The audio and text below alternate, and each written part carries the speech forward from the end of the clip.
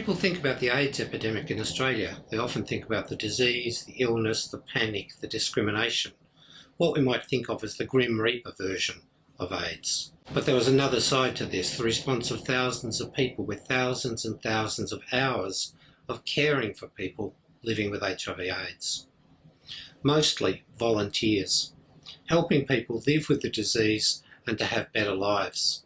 And there was also, of course, mourning and remembrance, the Candlelight Vigil, the quilt, the red ribbons. But central to all of this was Fairfield Hospital. The Fairfield Hospital was established in the early 20th century as Victoria's specialist hospital for people with infectious diseases. It became one of the epicentres of that part of the AIDS crisis, the caring and compassionate kind, a place where people living with HIV/AIDS, their family and friends could be safe. And so it was inevitable when the idea of a place of remembrance was floated in the 1980s that Fairfield Hospital would be the chosen site. It was thanks initially to a very small donation, a plant donated to the Northern Support Group, that the idea of a memorial garden took root, as it were.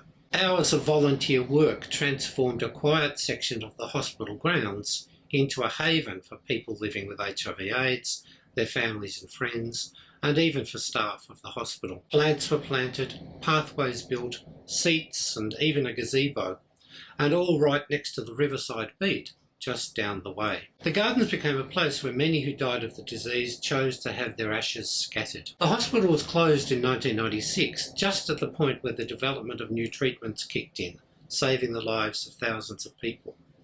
The garden fell into disrepair until the handover of the site to Melbourne Polytechnic delivered a new champion. Today, Polytechnic students and staff work with people from Thorn Harbour Health to maintain and protect the garden for present and future generations of remembrance.